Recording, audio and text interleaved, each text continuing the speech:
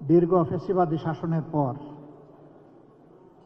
34 জুলাই যে গণবিপ্লব বাংলাদেশে সংগঠিত হয়েছিল আমাদের তরুণ যুব সমাজের নেতৃত্বে, যাতে আমরা সকলেই দলমত নির্বিশেষে সামিল হয়েছিলাম, সেই দীর্ঘ প্রতীক্ষার পর এ মাসের 12 তারিখ নির্বাচন অনুষ্ঠিত হয়েছে। এই নির্বাচনের হাত ধরে ইতিমধ্যেই সংসদ গঠিত হয়েছে, সরকার গঠিত হয়েছে। এই সরকার এবং সংসদের কাছে জনগণের বিপুল প্রত্যাশা। আমার মনে হচ্ছে যে গত 18-19 বছর এমন একটি দিনের অপেক্ষায় সকলে ছিলেন। এরই প্রেক্ষাপটে আজকের ইফতার মাহফিল আমাদের কাছে ভিন্ন বার্তা এবং আবেদন নিয়ে হাজির হয়েছে।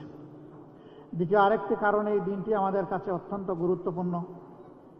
শুধু এদেশের মানুষ নয়, বিশ্বের কোটি কোটি মানুষের একজন নন্দিত ভালোবাসার মানুষ ছিলেন, কোরআনের ভাষ্যকার ছিলেন, বিশ্বনন্দিত মুফাসসিরে কোরআন ছিলেন আল্লামা দিলাওয়ার হোসেন সাঈদী।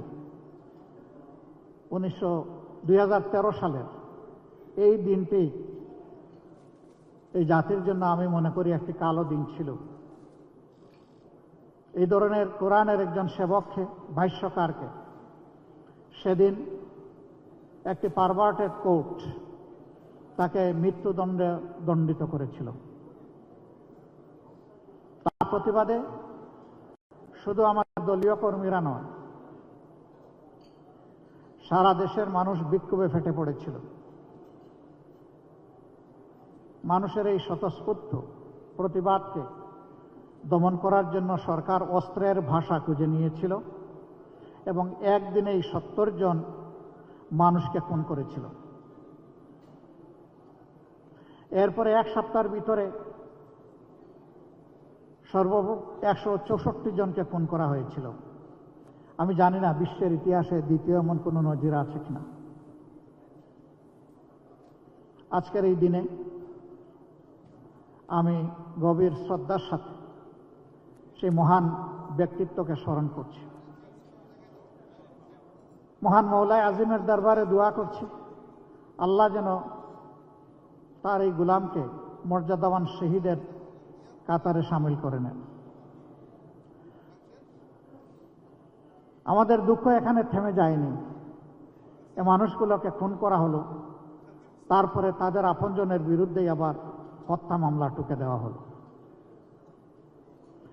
সেই মামলায় অভিযুক্ত লোকেরা বিভিন্নভাবে নাজেহাল হয়েছেন, আবার অনেকের জীবন আদালতের আঙ্গিনা দেখার আগেই শেষ হয়ে গেছে, তাদের জীবন প্রদীপ নিভে গেছে।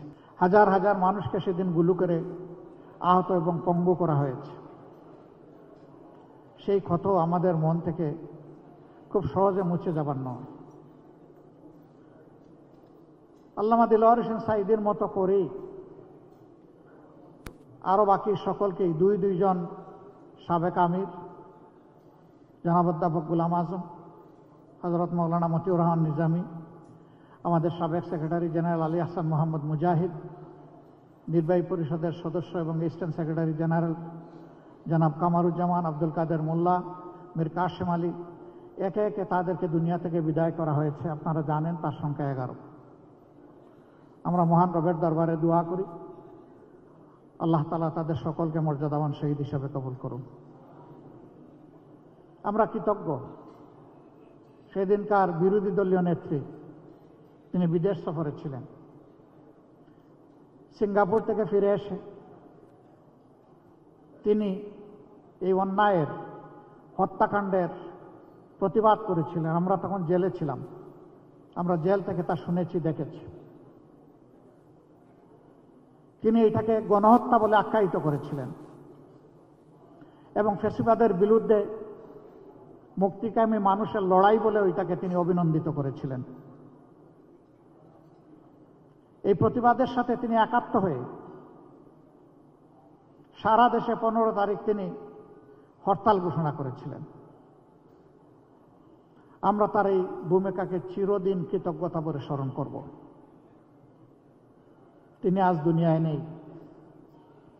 আল্লাহ তাআলার দরবারে দোয়া করি, আল্লাহ তাআলা তার এই বান্দিকে উচ্চ মর্যাদায় একজন জান্নাতি মেহমান হিসেবে রাখুন।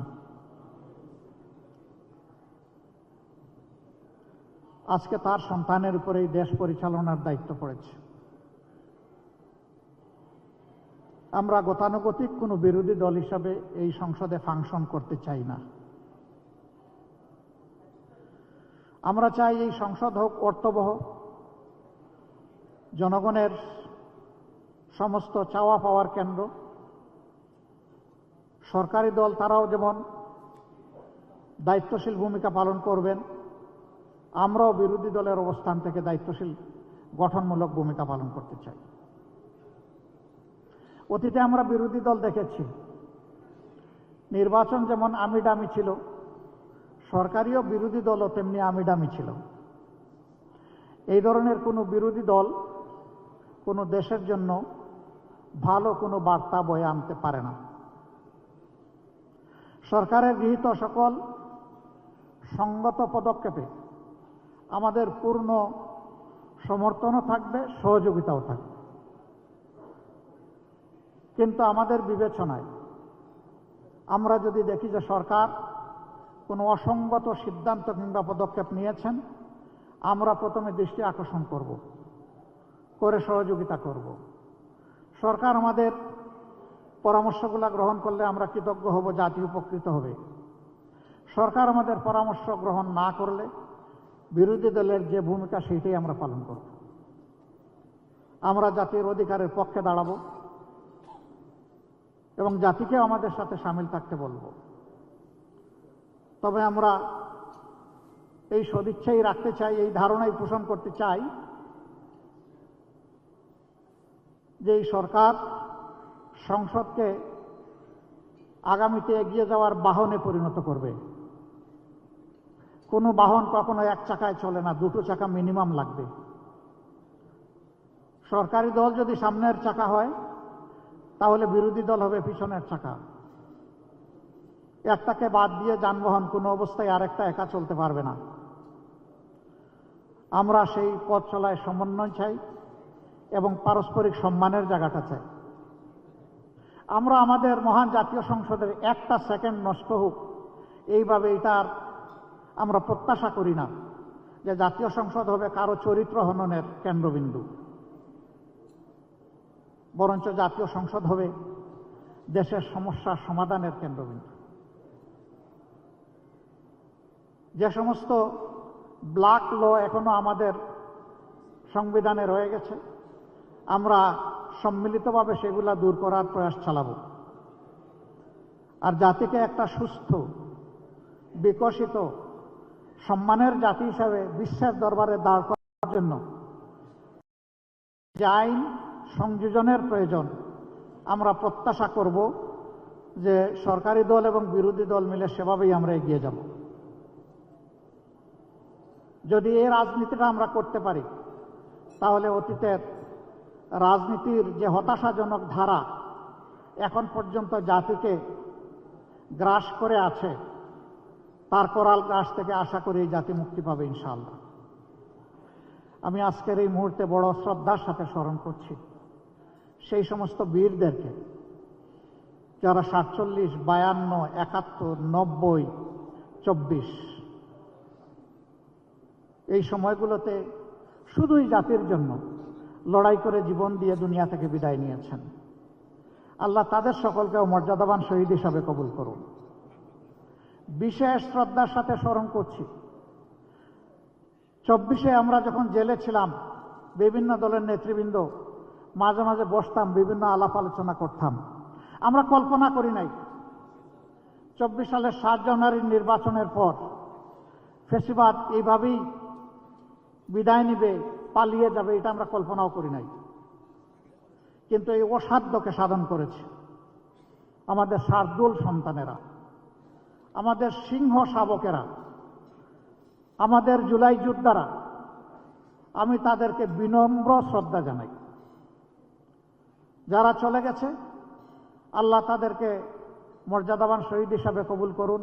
আহত পঙ্গু হয়ে যারা বেঁচে আছে, আল্লাহ তাদের বীরত্ব গাথা নিয়ে বেঁচে থাকার তৌফিক দান করুন।